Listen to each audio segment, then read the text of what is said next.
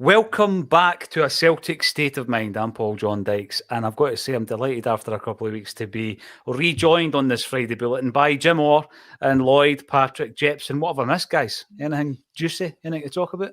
Got a new manager, apparently. New manager, some new players. 2 weeks is a long time in football, that's for sure, because the last time I was on the Acsom Bulletin, Mr. Rodgers was just a rumour. You know, he has been installed. He's given a press conference that our very own James McKenzie was present at. And we've got to say before we go any further, how good was James over the last couple of weeks? Superb.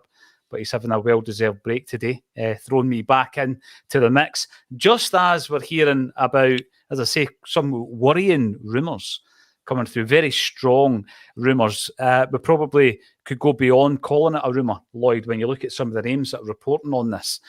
Jota apparently is eyeing up a move to Ittihad. And it obviously is a strange one, I think, because he's a guy for me who, you know, if he's serious about becoming the player that both Benfica and Celtic think he can be, I'm not sure if that's the right move for him. Are you surprised this early on in his Celtic career that he's eyeing a move to Saudi Arabia? I was surprised yesterday when the rumours started to gather on Twitter a little bit that this move might actually be happening. And as usual, you wait to see if it's decent sources that come out with this kind of material, but the people that have started reporting on it, it does seem like this is a goer. And a move to Saudi at this stage of his career, what is he, 24 years old? I don't think now's the time to basically be going over to Saudi Arabia, kind of retirement home at the minute. And okay, he's going to earn a decent wage, but what's he going to achieve in his football career over there? Then he could go to a European team and really do something. The big thing for me is we've been kind of criticised around our snobbery, Jim. You know, looking at other football nations and being kind of snobby about it. And I think we're criticised about, I'm talking about Acsom, by the way, criticised around the appointment of Ange Postecoglou, for example, because he had been managing in the A-League and the J-League. Are we being a wee bit snobby about this? Obviously, they've got huge piles of money to chuck at players. They've got Ballon d'Or winners going over there. By the way, talking of Ballon d'Or winners, Jim, I know you're a massive student of the Scottish game. Can you give me a few names of Scottish players who have been in the running or have won the Ballon d'Or? Let's say top 5 Ballon d'Or. Can you think of any? Ballon d'Or? Best player in Europe? When did it start? There's a question. Oh, well, I'll give you a clue on that one because Jimmy Johnstone has come third in the tournament in 1967. So it has been going for some time. And there's been a few Scottish players in and about it. There's a reason for this. This is obviously going to a shameless plug for tonight's gig. Dennis is in there. Dennis Law must be in there. Ken Dalglish must be in there. Soonest maybe in the round that. Don't know. Apart from that, I can't think of anyone who can jumps out. What's the answer? Well, Gordon Strachan. He got the 4th position, Jim. 4th position back in 1980. It was actually 1980, yeah. So there we go. I digress. Apologies for that. But yeah, they're pulling in players who are of a high standard, a high stature, Jim. But Jota, I was looking at some of the potential moves this summer. I didn't think he was going to be one of them. I've got to be honest with you. We were kind of pre-warned by Ange, the now departed Ange Postecoglou, Jim, that we might lose one or two. That was his words. I didn't think Jota was going to be one of them, though. I think there's a wee clue there when you said they've got bags of money. That was a bit of a clue. Yeah, I mean, if you're Jota and you're going to earn silly money for a couple of years, why wouldn't you do that? It's a job at the end of the day. Go there a couple of years, come back, loaded, pick your club and off you go. I think we're now seeing maybe the sort of Ange domino effect. That, I mean, last time I was on, I couldn't see Ange going, but if Spurs come in for you, then you have to go. And all the players that Ange's brought here, I think they're going to be looking at thinking, well, we came here to play for him. He's now away. We've now become established. People know who we are. We've got, a chance to move on ourselves. And if Jota goes, then he'll be on the phone to Matt O'Reilly and some of the other guys. Well, you're earning what? And they might be off next. So I think there would be a bit of an Ange domino. I'm not surprised that anyone would want to go somewhere where they earn silly money. And And I suppose that obviously they're kind of maybe past their sell-by dates, but if you're playing against Messi and Benzema and Ronaldo and these kind of guys, that's a wee bit of an incentive as well. And the world is quite a small place now. It's not like it was 40 years ago where nobody would have any idea. But the fact that the Saudis are spending this kind of money, then one assumes that that's going to be on your TV at some point pretty soon, if it's not already. So it's not as if they're going to be hidden away somewhere.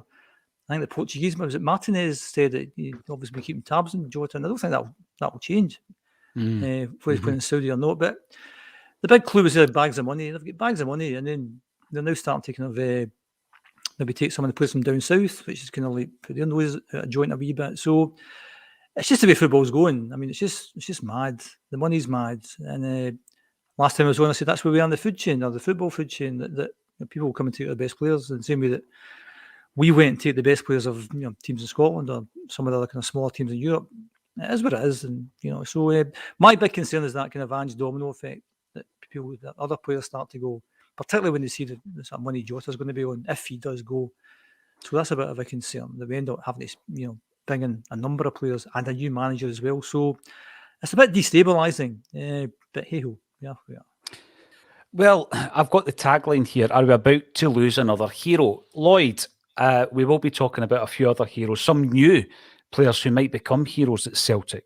Brendan Rodgers, who may become a hero for a second time at Celtic Park, and the type of hoops that they might be wearing when they are becoming those heroes, Lloyd. But we're at that stage now, maybe at the age of 45, I probably should have come to this realisation a long time ago. We shouldn't hero worship footballers.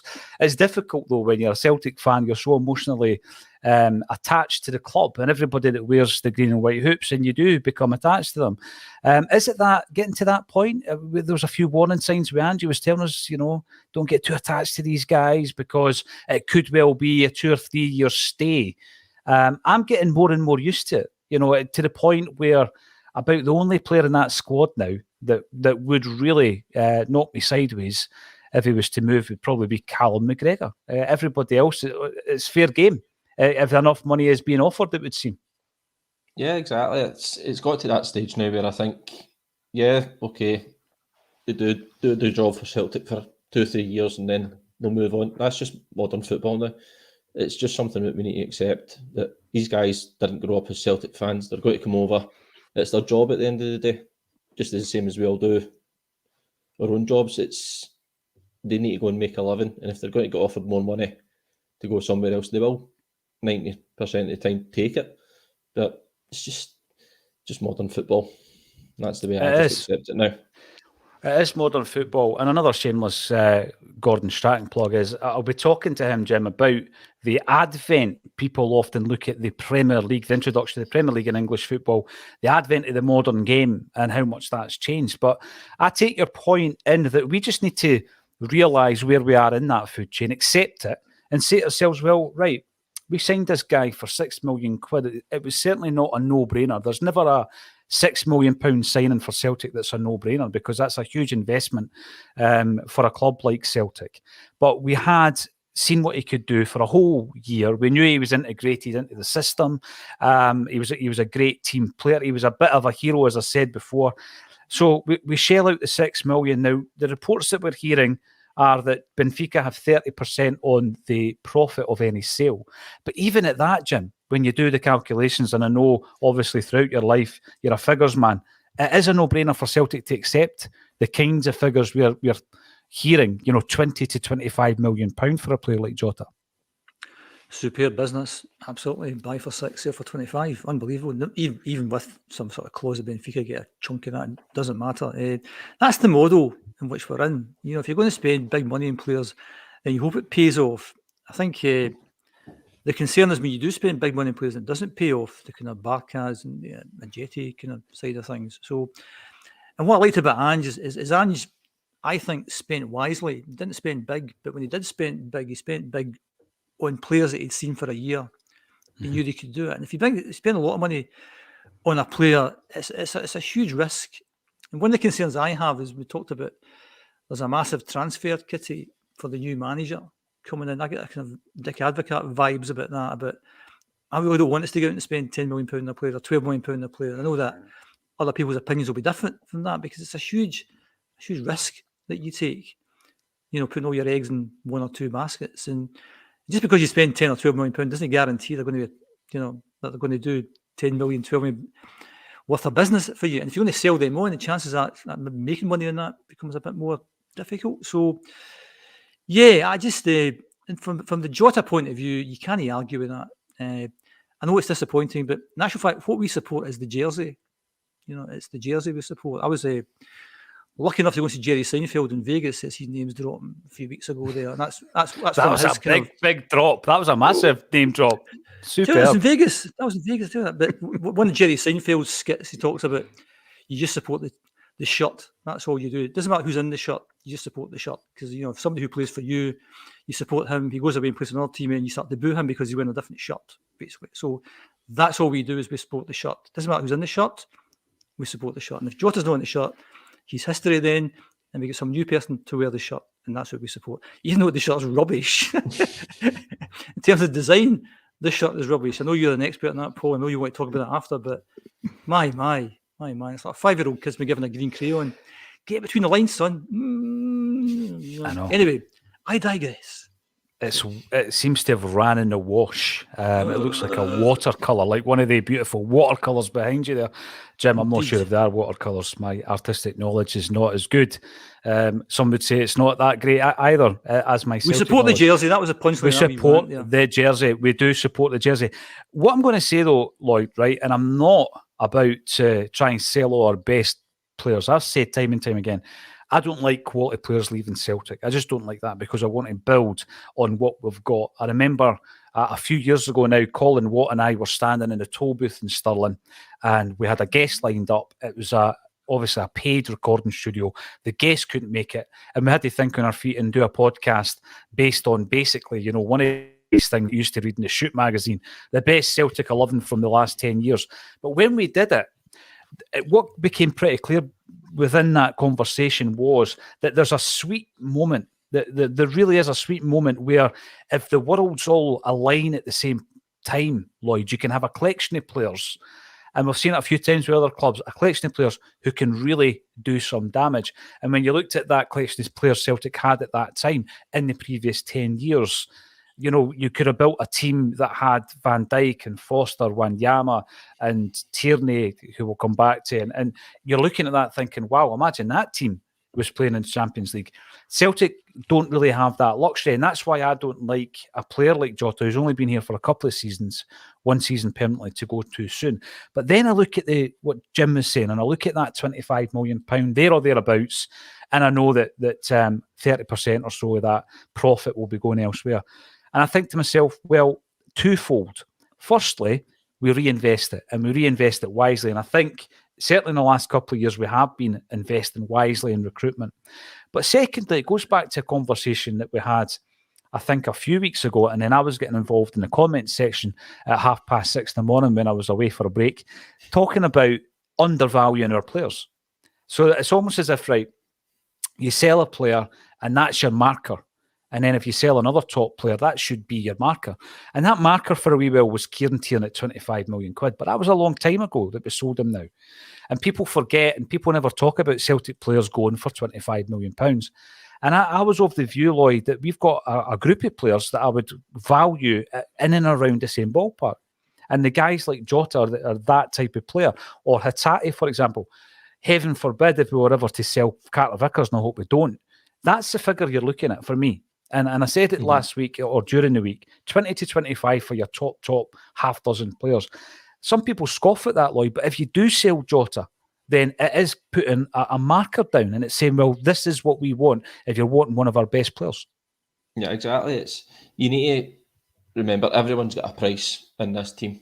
And it's like you're saying there, Paul, Hatate, if somebody came in with a £20-25 million bid in for Hatate, you're expecting him to go, because that would roughly be around about his value. Same with Carter Vickers or anybody else. Every player in that team has a price, but it's when they start selling them lower than the value that becomes a problem. And we've seen it time and time again with the Celtic board that they have done that previously. I still think that Van Dijk was undersold, but other people might have a different opinion to me in that one. Tierney probably went for what I expected him to go to. So these things need to but it's what you do with the money that you get back in as well. If you reinvest it, you can. So, for instance, if Jota does go for, they say, 25 million, Celtic will probably get 19 million pound of that, reinvest that in 2-3 quality players back into that squad, and then the squad gets more strength rather than what you've lost. So it's all about just that turnover at every point, and that's what the club needs to start doing a lot better, I think. I mean, obviously they've done it not so bad recently in the last 3 years, so it could be something that really could get improved upon. Now, Lloyd, you've got a Celtic picture behind you, right? And you're disguising it with your head at the moment. Is that Jota or is it Kyogo? My sight's not the best. It's Kyogo, right? Okay, well, we're not going to let Kyogo go for 16 million. I think that's what sparked the discussion. There was a chat during the week there about Kyogo. 16 million pound was a figure, and I was saying, wait a minute, even at 28, 16 million pounds, that's not even in the reckoning for me. This kind of figure for Jota 2025, yeah, I can understand it. Jim, again, going back to the money before we move on to some of the other topical subjects of discussion in the world of Celtic, when you look at the way that we've been doing business, and we've mentioned Tierney for 25, Van Dijk, I think once we got the sell on when he went to Liverpool, we ended up making 20 million quid. It was 12 million pound plus the 8. I think that was the figures for a player who we picked up for £2.5 million. And then you've got Moussa Dembele, of course, who went for just under 20 million pounds. We're talking about a fourth player that we could be selling within that ballpark. That is incredible business, isn't it, Jim, for a club who are restrained by the league in which we play? Yeah, I think there's a couple of things. One, you obviously need somebody to want to buy the player. So that just depends. That just depends on your luck sometimes. And I think the timing of things, and maybe you get more than one interested party, you get some sort of bidding going on between the two of them. So a lot of that's out with your control. It's also the fact they play in Scotland, which doesn't register for a lot of people. So unless our guys do well in Europe, or unless they think this is a special talent, I think we'll always struggle to get big money. So I'm not so sure that the Tierney benchmark at 25 million is entirely fair. If we get that money for Jota, I think it's to do with the fact that it's the Saudis and they've used silly money to spend. And the 16 million pound, you say, well, that sounds a bit low, but the club that's bidding for it, maybe that's the kind of ballpark that they're in. So you really want a bigger club than them to come in, because I think I found, not to go back too much at Ange there, I was bemused that somebody like Spurs would want Ange because these teams shop in a completely different market to us. And why they would want the Celtic managers is beyond me, because I was watching the Champions League semi-final the other week. Man City played Real Madrid, and the commentator said something about the Man City left back, whose name I can't remember. He said, it just shows you can get a bargain for 15 million. Right? And you're thinking, a bargain for 15 million? That's just, ridiculous amount of money. So it's like Man City coming for Taylor, for me, that would never happen. That's not the market that they work at. So if a Man City come in for a Celtic player, yeah, you're talking about 20, 30 million, because that's the money they can spend. So I think it's just your luck in terms of when people come in. Football's a kind of mad market.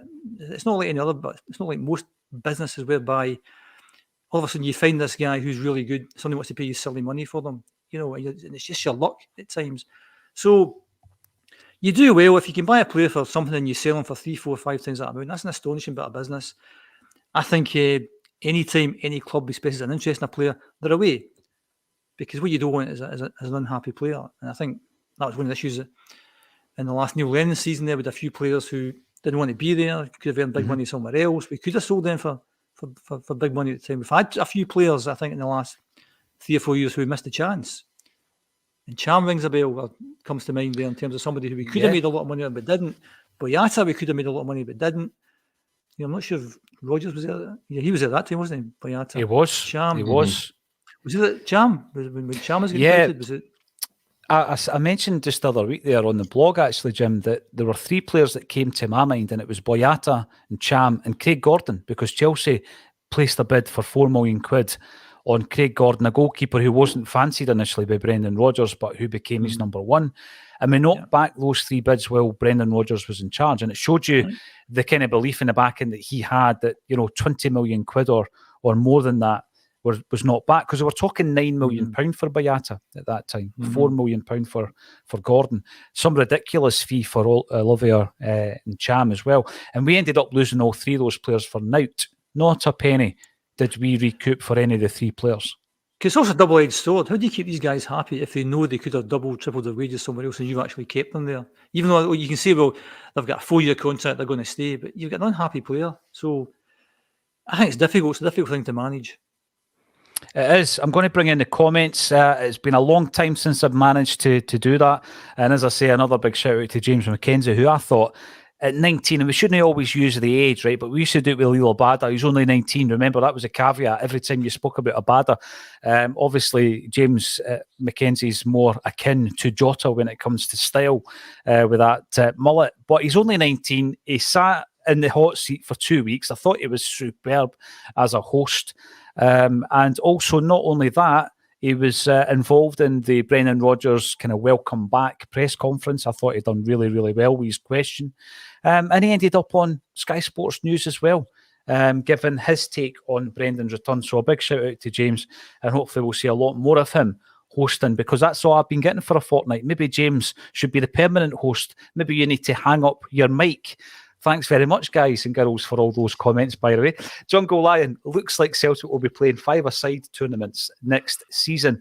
This is the big kind of concern for me, Lloyd, because we built this team, and, you know, Ange himself said that he was surprised, or maybe we're a wee bit ahead of schedule in season 1. You then look at season 2 and you're looking for these incremental improvements, and in particular in Europe. That, you know, you can just build on the fact that we've just done a domestic treble there. Incredible that we've done a domestic treble, and all we seem to be talking about is people leaving, Rodgers coming back. We've never really had that time to really enjoy it. I know you got involved in the celebrations, Lloyd, but to really just bask in the glory all summer, you know, the bragging rights all over the summer, because we've got all these other things getting thrown at us. And that's my big frustration as Jungle Lion. So you don't want to lose a core of a successful side. But just before we came on live, I says to you that Brendan Rodgers would not have taken this job if all this information wasn't already laid out in front of him. You know, there's no way that there's going to be a low bowler. There's not going to be any of that Brendan Rodgers within the first month or two is going to be unhappy. You know, are you more confident this time round that is the case? Yeah, I think you've got to be. Why else would they have took the job if they didn't know these type of bids and that were going to come in for our top players? So obviously he's got the recruiting team list basically who's been scouted and who they're looking to bring in as well. So maybe he might pull a few wee gems out of that one to replace these kind of players. So you just don't know with these type of things. But I definitely do believe that Brendan wouldn't have taken the job if he knew half that team was going to go. I think that's disappointing. And be replaced by loanees. Sorry, Jim. No, I think that's disappointing about Ange going, in that season 1 was really good and season 2 was better than season 1. And you're looking for season 3 to be better than season 2. Maybe that was Europe.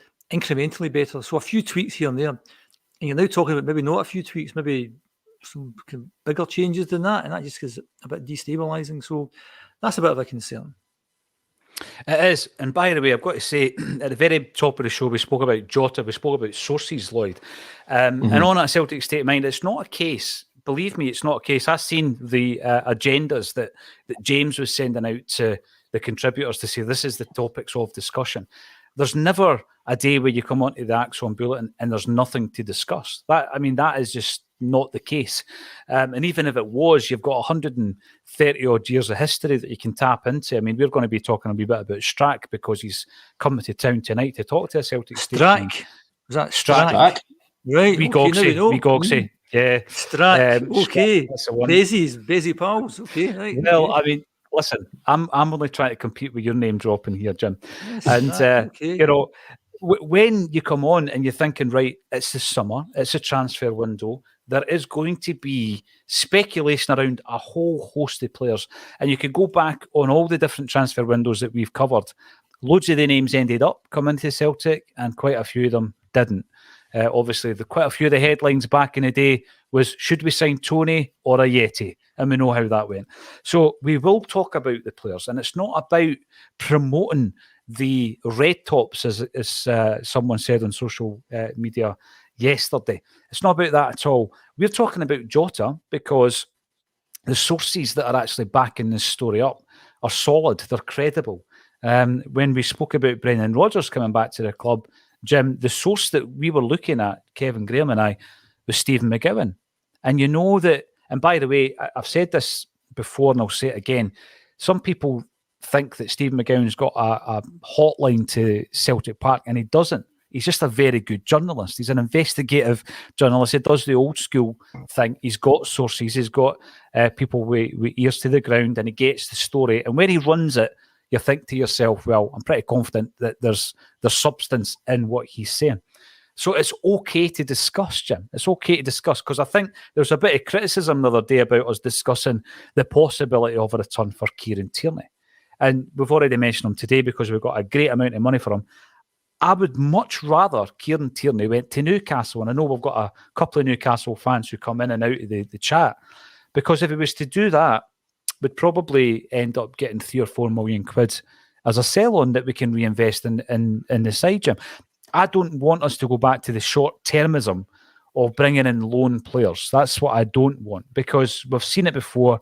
We've seen it with even El Yunusi. It worked pretty well. We've seen it with Paddy Roberts. It worked pretty well. Fraser Forster worked particularly well.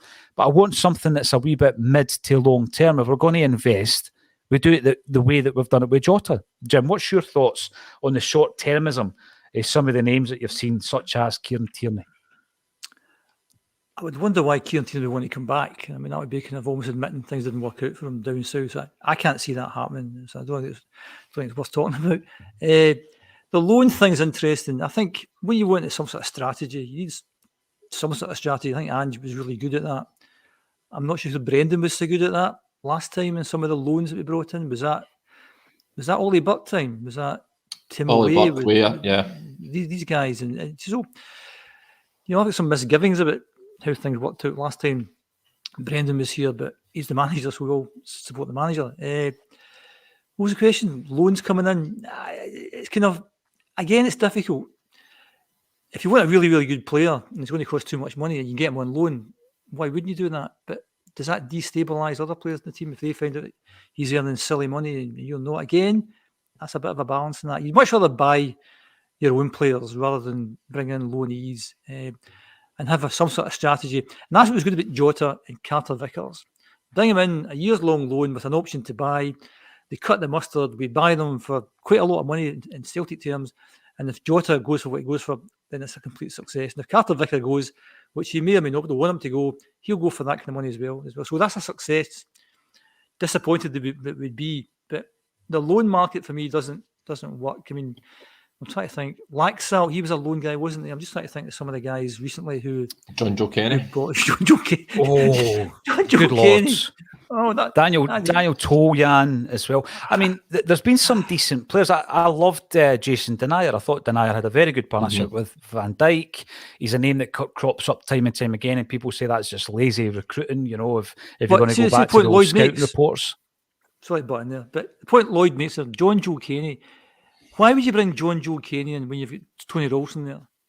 Is he significantly better than Tony Ralston? No, he's not. If you're going to bring in somebody, it has to be a kind of... I mean, I think Weah was meant to be a kind of superstar in the making. So you see, whoa, that superstar here. But you're not going to bring somebody who's a wee bit better than what you've got. Why would you do that? And pay them silly money as well. And all that can lead to is resentment for the players that are there. You brought in this guy who's no much better than me and pay them silly money. That doesn't work. So I think, again, that's what Ange was good at.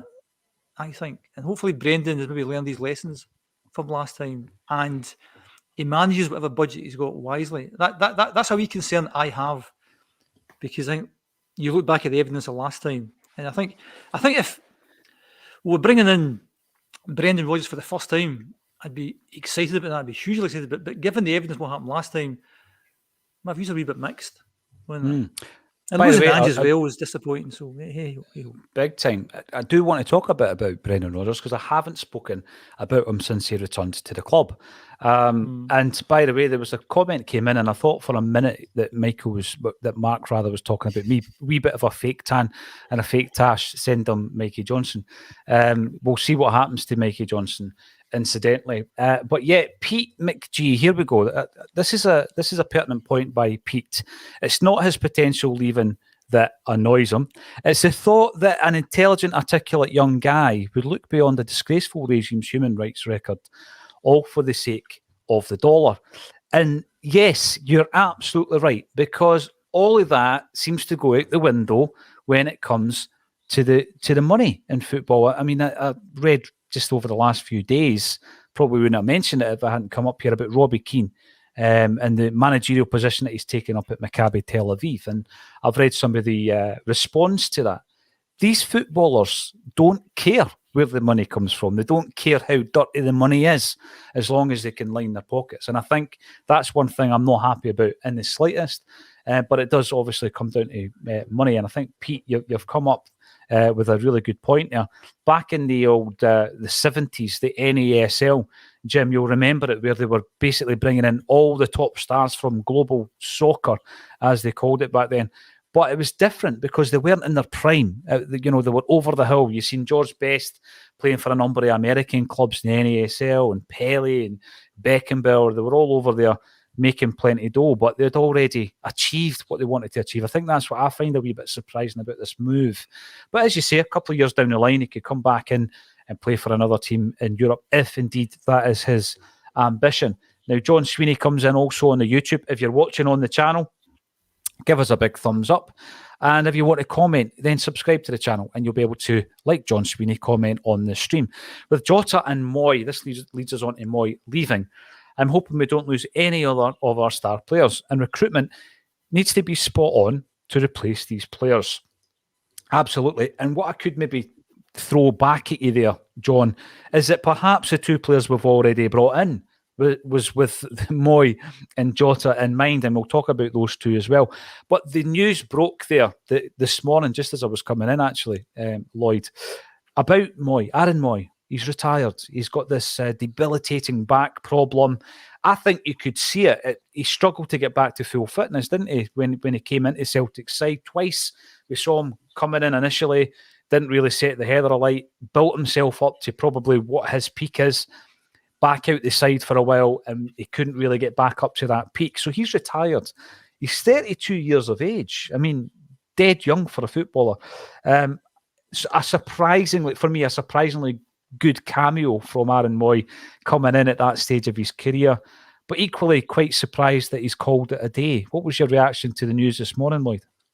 Yeah, I was a bit gutted the fact, obviously, the news has broke that he is retired, because I thought when he came in, obviously had that kind of shaky start, especially St Mirren away when he first came in, but his form round about November, December time, right through to January, up till his injury, he was fantastic in that team. And obviously he had another decent song, so that's two decent songs we're potentially losing as well. So it is, yep. So you've got that downside to it as well, but listen, all the best to him in his retirement. You know what I mean? If he's suffering with an injury, then you don't want that prolonging any longer, because it's a short career and life's to be lived. I was just going to say that, Lloyd, right? Because, I mean, Aaron Moy seems to be the type of player for me. I think he was terrifically gifted as a footballer. This was a bit of an unusual move at the time. I felt quite underwhelming for a lot of Celtic fans, but he done a brilliant job, actually. If you look at what he did last season, and a great campaign as well, Jim, done a brilliant job. But when you see players, and I know it's related to an injury, but this is a guy who was playing top level. He was playing World Cup football last season, and he's retired at 32. I'm always a bit sad when I see a player winding down like that. There's a few ex-Celts out there who, for me, didn't maximise their career. You look at the likes of Lee Griffiths over, he's playing for a team in Australia that is such a level that I can't even find the stats for appearances and goals, because nobody's interested in the level of football that he's playing. Tony Stokes has been at the game now for 3-4 years, never kicked a ball. He's only 33, 34 years of age. So I always find it quite sad. 32, what an age to retire, Jim. I think this kind of links back into the previous conversation. I mean, I'm not sure Aaron Moy has earned significant amounts of money in football. I'm not sure what teams he's played for, but I can't imagine he's earned big money. So I'd imagine he'd have wished he went to Saudi Arabia when he was 25 or whatever. So that's an issue. I think in terms of football, as Lloyd said, it's a short career, so you want to maximise your earnings. You never criticise players wanting to maximise their earnings, even if they're going to maybe countries that you'd rather they didn't go to. Hey ho, it's a job at the end of the day.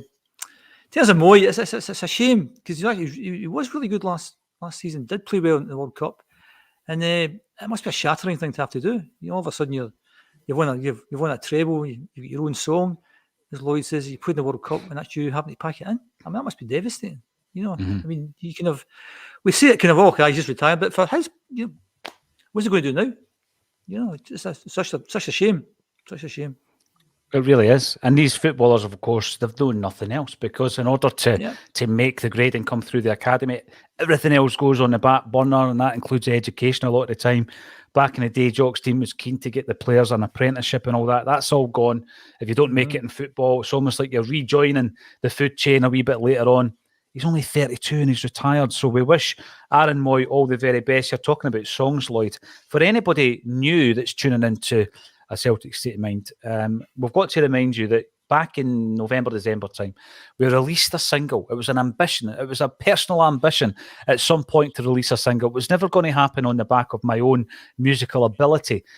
So we employed the ability of others to do all that kind of stuff, be that the singing, the songwriting, the producing, the videography, the whole thing. I did direct the video, though. I'm taking credit for that. And the song was called The Glory and the Dream. And what we did with that is we released it for charity. And a charity that we've been supporting for the last couple of years is St Mary's, the birthplace of Celtic, of course. We don't mention it that often now because obviously around about the time that we launched that single, for a few months afterwards, we pushed it big time. It's now had about 27,000 views on YouTube, which is great. That'll continue to rise forevermore. It's a cracking tune. There's a real good history behind it. We'll probably do a wee video on the background to the tune as well. It was written by JJ Gilmore of the Silencers and Gary John Kane of the Proclaimers. It was performed by The Wakes, featuring Carly Connor on backing vocals. So give it a wee spin. We're raising funds, as I say, for Celtic's birthplace. You can download the track underneath this particular video. What we're going to move on to in terms of our charity fundraising, and again, you can read more about this on the link underneath the video, is a wee guy called Jamie Tierney. Wee Jamie's only 4. And his parents have been devastated by a debilitating condition that the young man has, the young warrior, as we call him. And what we've been doing over the last few months is raising as much as we can at the live events that we do, primarily once a month in Glasgow. But pushing on from there, there's going to be a few announcements on kind of bigger fundraising initiatives, because the family actually needs £60,000 a year just to pay for the treatment for young Jamie. It's not available in the UK, and he has to go to the other side of the world. He needs to go to the States to get it 3 times a year, 20 grand a pop. And I believe that with the fundraising that we've done in the past, and also the amount of people who actually tune into the show, follow us on the socials, get the email updates and all that kind of stuff, that we could do a couple of big events every single year and hopefully lighten the burden a wee bit on the family. So, yes, loads more on that to come. Tonight, we've actually got a signed Celtic jersey that the family were able to get their hands on, and already one generous Acsom listener has bid 500 quid for it. Incredible stuff. So thanks everybody for getting involved in the charity initiatives, and we're hoping to help wee Jamie and his family throughout the coming seasons as well. We've spoken about Moy and we've spoken about Jota, 2 players who may or may not, in the case of Moy, he will not be wearing the hoops next season. But I want to talk about the hoops, Lloyd, because I know you love your Celtic jerseys as much as I do. And I remember the social media, leaks. There was some kind of hazy pictures that appeared, and people are saying, well, you know what, that looks like a fake. Yes, it did look like a fake. Unfortunately, our fears were kind of realised during the week, where we got a couple of official photographs. You saw that hoop that wasn't quite straight. You saw the shading that looked like crocodile skin and all that kind of stuff. And it has been confirmed today. We have all the images, which we'll be sharing on the socials and elsewhere. That is the new jersey. That's the new home kit from Adidas. Give me your thoughts. As we said before, we talk about all things Celtic here, even the fabric of the club. So tell me, what do you think about that home jersey that's been released today? Abomination. That's literally all I've got to say about it. It's just an absolute abomination. Who signed that off? Well, really? you know this, right? See, when I was doing my research on the Celtic jerseys, and Jim will remember this vividly, In the early 90s, Celtic released 2 jerseys, home and away. Back then, there was only 2 jerseys, not the 4, plus the 2 goalie strips that you get now. And the Celtic board signed off on a sponsor that had red, white and blue on it. People's Ford. You'll remember it, Jim. Yeah. And there was a furore around that. It was very, very controversial. And I think the young kid on the Celtic collection video described it as bogging or honking or all of the above. But with the hoops, Jim, you look at the hoops, and I've heard a couple of arguments. I'm going to have to throw a few counter arguments in here, by the way, because people say, there's only so much you can do with the hoops. It's nice to do something different. I disagree with that. I think the hoops are the hoops. Don't mess with them, right? And every 3 or 4 years, we change kit supplier anyway. So they've only got to come up with 3 or 4 designs. So don't mess with the design. Jim Orr, what's your thoughts? It's not really my bag, the old jersey. And if a young trendy man like Lloyd says it's an abomination, then who am I to argue with that? As I said earlier, it looks as if they gave a green crayon to a 5-year-old kid and said, "Try and keep between the lines, son. No, you've done your best, but hey ho." Yeah, it's not my thing. I mean, how can you get so badly wrong? As Lloyd said, people signing off on it's just a hoop. How hard can it be? And something that resembles the Lisbon top, if you get close to that, there's slight variations on that, fine. But I kind of, when I saw it on the kind of Acsom chat a few weeks ago, I thought it was a joke. And then obviously I've seen it today on social media and I think, well, it's not a joke. It's for real. And I can't see it being looked upon in the future. People looking back thinking, well, that actually was okay. I can't see any way people would say that. No, abomination. I shall go with Lloyd on that one. Yeah. And by the way, this is another thing, right? Obviously, we all support the club. And when the club releases something, you try generally to get behind it. But you've got to also be honest about these things.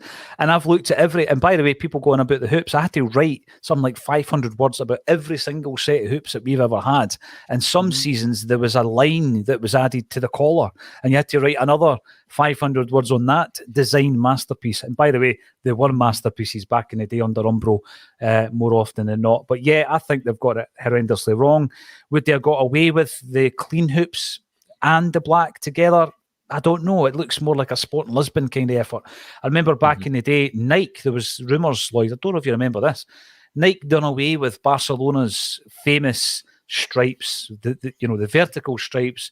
I'm going to say blue and red. I know that's a different shade of red, right? The blue and red, the famous Barcelona stripes, they've done away with them, and there was a rumour that they were going to do the same with Celtic's hoops. They were going to do away with them. Celtic's board in the 1990s were presented with a number of prototypes from Gola who were trying to do away with the hoops, and there was a zigzag effect, like a static effect, which put me in mind of this Adidas top. Yeah, no fan. Anybody that's out there who hasn't seen it already, we do have the images and we'll be sharing them on the socials as well. I'm going to try and be positive, though. I like the fact that they've used the original crest on the back. You know, the red with the Celtic cross that appeared on the original jersey back in 1888. I'll give it a mark out of 1 for that. Give it a 1 out of 10 for that one, yes. Maybe, actually, maybe when you see it up close, and maybe when you see it live, maybe it does look a bit better. Who knows? Because I always think back to I've never bought tops. I bought a few tops for the plays. So I bought the kind of what we call the George Cadet top, call it that. In actual fact, when you see that up close, it's a masterpiece. The kind of what's actually. I mean, obviously you're the expert, Paul. And you can talk to this, but in terms of the content of that, let's call it the George Cadet top, what was in it, and on you go, Paul. Over to you. What was in that? Well, that is an interesting point because they did mess with the hoops because they changed. There was 2 different sizes of hoops on that top. There was a thin hoop followed by the big thick one, and then you had all the shading in between. It did look a bit kind of overdone, but as you say, in time, it seemed to have stood the test of time. Yeah. In terms of the detail, there was so much in it. The Celtic writing, yep, absolutely. The hoops on the collar that at that time it was cool to put up, like Cantona and all these guys. I'm not sure this is going to turn into a cult classic. We've now seen the 3 jerseys that we're going to have, and potentially the 4th one as well, if you want to look at the white one with the badge and all that, Lloyd. So, yeah, 4 jerseys seems to be the norm. Who is going to be wearing them? Support the jersey, as Jim said before. Let's talk about Brendan, because I know everybody's had the opportunity to talk about him in the last 2 weeks. I have not, because I've been sunning it up in Aberdour Silver Sands. the return of Brendan Rodgers. So that story began very much the same as the Kieran Tierney story or the Jota story, Lloyd, where you're looking at the sources and you're thinking good, bad, or indifferent. And it became pretty evident quickly that there was legs in the story of Brendan Rodgers. And I know that he had been up looking at a couple of the games. By the way, they were not connected to the club in any way. He was up with Willie Hockey, and it was just a personal thing where he was invited up to look at a couple of the games. He's been keeping an eye on them. He is now the gaffer. And, you know, I was looking at the press conference that James attended brilliantly, expertly, and so professionally as well. And the way that he was basically mapping out what he wants to do at Celtic. I thought it was interesting that he looked back on his previous tenure. And whilst he accepted that it hurt a lot of people, we didn't get that apology that some people wanted, Lloyd. I didn't think we ever would. And to be honest with you, I think he apologised by winning silverware. But he did point out the fact that there was an issue with recruitment back then, Lloyd. He said that was the big challenge for him. It was confusing. There was players of a certain standard that he was happy with. There was others that he certainly was not happy with. And it seemed to me looking through that, and that's all we can do at this stage, looking through that interview, that he's probably went away, ruminated about his Celtic career. I think he's improved as a coach when you look at what he's done at Leicester. I can't focus on just the fourth season. You've got to take the whole package and what he's achieved there. He's come back as a bit of a different beast, but he seems that the challenge he sees for Celtic is to become more powerful, to become stronger, to become a more aggressive football team. That's the kind of vibe I'm getting from Brendan Rodgers. What's your take on it?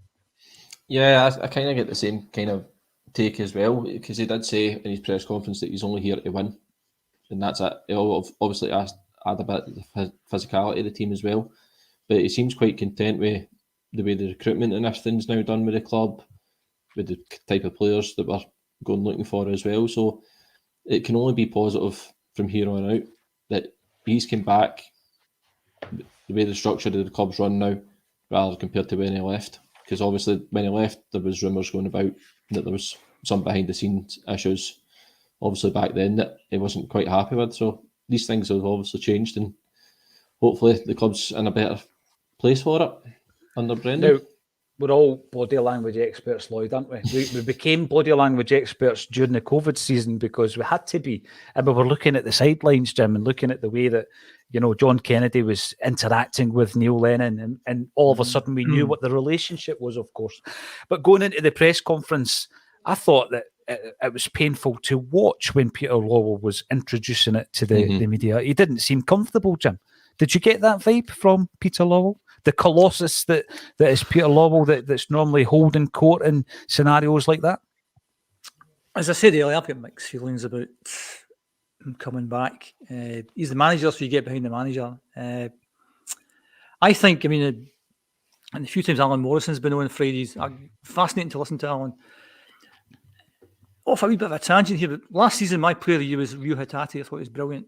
But when Alan came on before, he would say things like, well, he's not very good at this, not very good at that. And what you notice is the big moments. You notice the big moments of Hatate.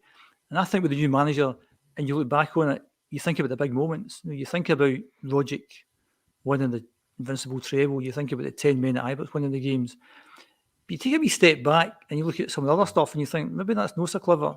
Maybe has he learned from that? Because in the Invincible season, we get 106 points. The following season, we get 82. So that's not too clever. In this league, both teams last season, two top teams get over 90 points.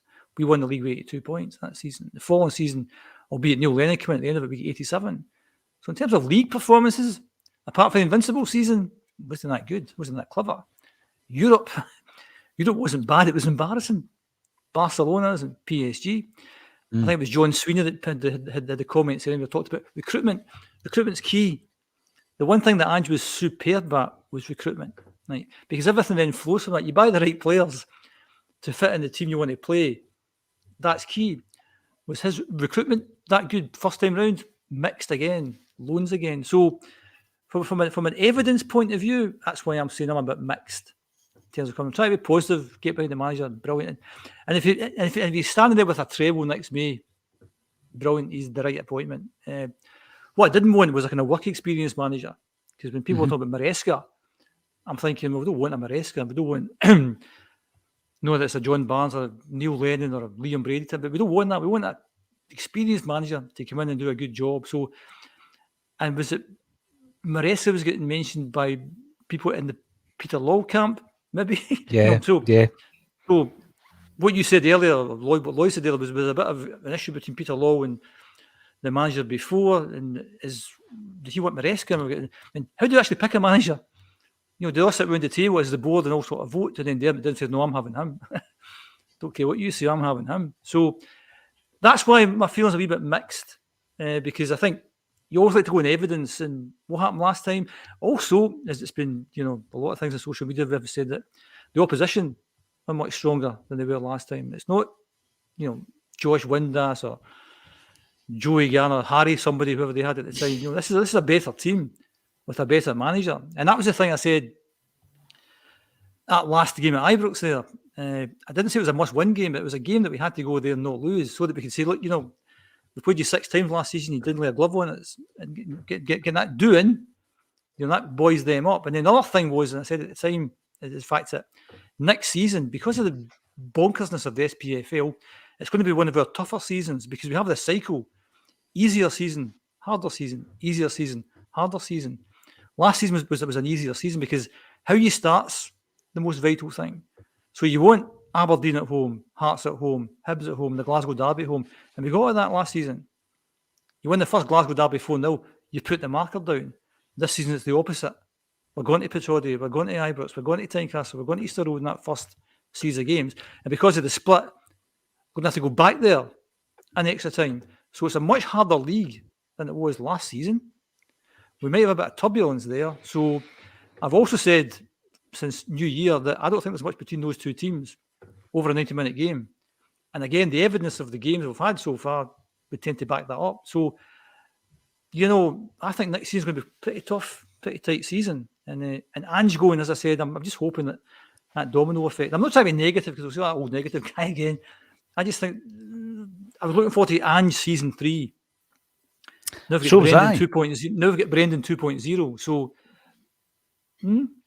Well, we were waiting on Ange season 3, and it was cancelled, and it took us a wee bit of a surprise. The rug was pulled from under our feet, and I'm getting told by the Urban Culture that Sorrow is away on Onu, to bring up the old Enrico Annoni chat. However, it looks as though Sorrow is going to be clinching a permanent move to, let me just check who it is, Panathinaikos are in for him. Still got his age, obviously he's not even 25 yet, is Sorrow. He came in, I thought he made a bit of an instant impact. The game was against Lille. He came in with David Turnbull, and I think Ewan Henderson played that night, Connor Hazard. He looked really good, but then he was pretty rash. I think he would be quite a difficult player to manage. Come in, he's not happy until he gets booked. And we've seen Ange Postecoglou utilising him as much as possible in the first season when the squad really needed to be utilised. But yes, I don't think I'm going to cry any tears over Sorrow leaving the club, especially when you see some of the new arrivals. And by the way, when we were talking about the loan market, I think another manager, and I don't think it was through choice on his part, that was at the helm where we brought in a lot of loans, and it was very short-term. Short-termism, in my view, was Ronnie Dyler. He was faced with quite a lot of loan players, guys that you tend to forget, like Picasso and Tonev, and all these types of players who came and went, and we didn't get any real anything back for it. And on the point of Ollie Burke going back to Kieran Tierney, if Tierney was to leave permanently and go to Newcastle, I think they're talking about 30 million, Lloyd, is that right? 30 million to Newcastle? Yeah, something like that. He will become the most expensive footballer in Scottish football history when you combine all the transfer fees, taking over the mantle from Oliver Burke. Now, Stephen Ray is coming in to disagree. He's saying, no, the new top is a belter. All the other opinions are wrong. That's what John Hughes says. Everybody else's opinion is wrong if it's not the same as mine. And Stephen Ray is going to go on that as well. Brendan Rodgers is back, of course. I'm delighted that he's back. I wasn't delighted that Ange left, but like Jim, I think that if you're going to be the manager of Celtic, you've got to have a track record, and he's got that. I mean, he took Leicester City to a European semi-final. People say it was only the Conference League. We've not got to the European semi-final with the Conference League. He did that. He won the FA Cup. He had 3 very good finishes in terms of league placings, and obviously they fell off the edge of a cliff in season 4. I'm glad that he's back, and we've already started signing players. The first one that came in was Odin Thiago Holm. Loads of chat around him. Jim, it would appear that he has spent a wee bit of time under the tutelage of the aforementioned Roine Dyler. Some say he's an attacking midfielder. I've read some scouting reports where he can play as a defensive midfielder. Looks like a replacement for Moy, almost. What would you say to that? I don't think Moy was a first pick, so I'm not so sure he's a replacement for Moy. The best midfield for me is Tati, O'Reilly, McGregor. So you'll have to be a good player to upset that 3 unless one or more of them is leaving. We could do a bit more physicality in the team. I think that was one of the issues I had last season throughout the team. Apart from Carter Vickers, there's not much physicality in there. And we could be bullied, particularly in Europe, and not that we drop many points here, but any points we drop at home would be because there's a kind of physicality with other teams. So, yeah, we need a bit more physical. I've no idea. I've never seen the guy. No idea what he's like. But from what I've read about it, sounds quite good. So we'll just have to hear how that kind of pans out. Just clarify. I think the new manager is a fantastic manager. I think it's a really good choice. Just a bit concerned about what happened last time. But hey, off we go. No, you're right. I understand that because obviously he was pushed on the point, Jim, and he promised, unless he was emptied, his words, that he would be here for 3 years. And what I'm going to say, right, is to link me into wee Gogsy or Strack, who will be joining Acsom live tonight. If Brendan Rodgers, right, was to have a first 3 seasons back at Celtic where he won the league 3 times in a row, first 2 seasons he won domestic doubles, season 2 and 3 he got us to the Champions League, last 16. That's 2 consecutive seasons in the last 16 Champions League. If he was to do that in the 3 years that he's promised that he'll be here, Lloyd, he'd be like a messiah. Do you think that Gordon Strachan's a wee bit undervalued at times? Yeah, I do. He was a manager back then that he didn't get the credit he fully deserved, but when you look back in hindsight on it now, he done a cracking job for us, considering he had to get that wage bill down. Some of the players he brought in weren't obviously standout names, like Hartley and Robson and that, but they were hard working for the team, and then ended up also getting that 3 in a row back then over the line, which was really tough that season. So he done a really great job back then, did God. He really, really did. Do you think it is something that we do as football fans, though, Jim? I mean, we criticise, don't we? We look at every nuance of Celtic Football Club. If they bring out a jersey we don't like, we're going to criticise it. If the CEO says something we don't like, we'll criticise him as well. That's what we do. We're football fans. And I think when we look back on the record of Strachan, as I say, if Brendan Rodgers had that record in the next 3 years, we'd be delighted. We'd be over the moon with that. 100%. Strack, fantastic manager. I think you started it. I think pound for pound, you can make an argument he's the best manager since Jock's seen. Football's about opinions. I'm sure lots of people say don't talk rubbish, but he followed Martin O'Neill, which is an incredible hard act to follow. He wasn't paying players 30, 40 grand. Imagine Larson in the Gordon Strachan team. I know. Right? Like, imagine him with Nakamura. Right? So, but he had Paul Telfer and McManus and Colwell and Naylor and Kenny Miller and people like Stephen Pearson. So, what he did was absolutely astonishing. In his first game, to get hammered 5-0 by Admedia and come back from that, and he was getting slaughtered by everyone, basically. He had a much harder time than Ange had when he first came in. And because of the history of playing with Aberdeen and all that kind of stuff, that was a difficult thing to do. But I think he's a legendary figure within the game. I think there's very, very few pundits I would ever listen to. He's one I would listen to. I think he's very intelligent, insightful, really funny guy, but not for me. I think that kind of... I think they did a marvellous job. So to get to the last 16 twice with that team is unbelievable. And the game against AC Milan, I think they don't miss a chance quite late on in the game. Mm-hmm. They would have put us through. With that team, I think that's astonishing. Absolutely astonishing record he's had. And if the board, Peter Law, had backed him in that fourth season, he wins the league in the fourth season as well. Because we drew 2 of the last 4 games, something like that. And if we'd have won one of those games, we'd have won the league. So if we had pushed the boat out and got a Steve Fletcher or whoever it was, not Willow Flood, if we'd have got somebody else with a bit of quality, we'd have won that league. So if you're going to point fingers that season, it's not Gordon Strachan. And also at the end of the season, he's just out, that's enough for me. I'll go now. He didn't hang on.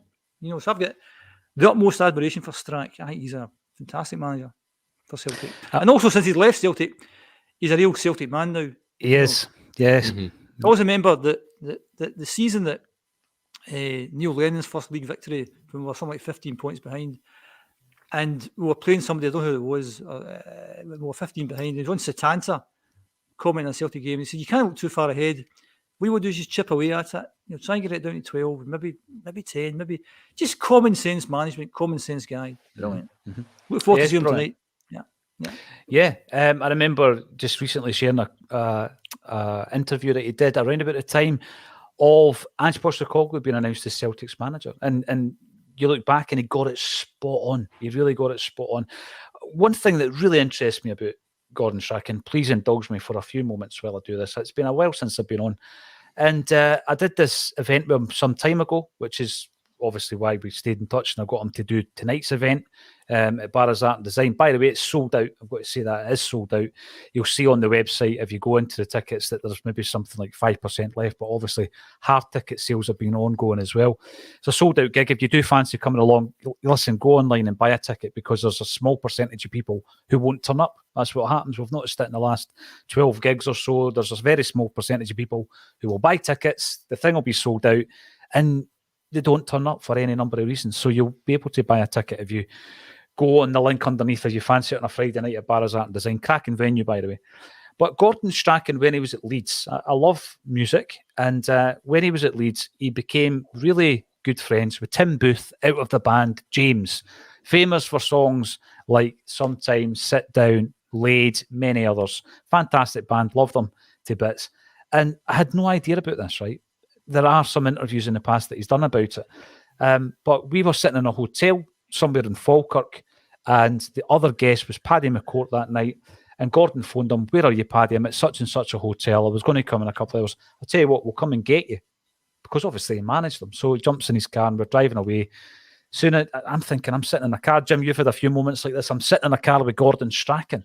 And he's taking us to some random hotel to pick up Paddy McCourt. Surreal moment, right, for a Celtic fan. And as soon as we jump in the motor and it gets, the music starts playing, it's James. So to try and find some middle ground, I say to him, "Oh, you're a fan of James." He starts, and I say, "Oh, I love James. I'm a massive fan of James." He says to me, "You heard the new album?" And I've then got to backtrack a wee bit and say, "No, I've not heard that. How big a fan am I? How big a fan?" I could have been a chancer, Jim. I told him a wee white lie, but then he might have asked me about a lyric or something. And he told me this incredible story. So Tim Booth's a Leeds United fan. And obviously at that time, Gordon Strachan played there, won the second division, won the first division, England Player of the Year. Brilliant team Leeds had at the time. And they got in touch and it became best mates, to the point where every time they tour, Gordon Strachan gets all the treatment and he repays that treatment. So the Lee Griffiths game against England, the 2 goals that Lee Griffiths scored, James were his special guest. And when Nakamura scores that free kick against Kilmarnock, I don't know if you were in the behind the goals, Jim. I'm not sure if you were in the crowd. I was in the Moffat stand. The Moffat stand, is that what's called? The one that's you were there, right? Aye. Yeah, you were there. James were in there as well, and they got spotted. The whole band were in watching Celtic. Right. Brilliant. I love all that kind of trivia.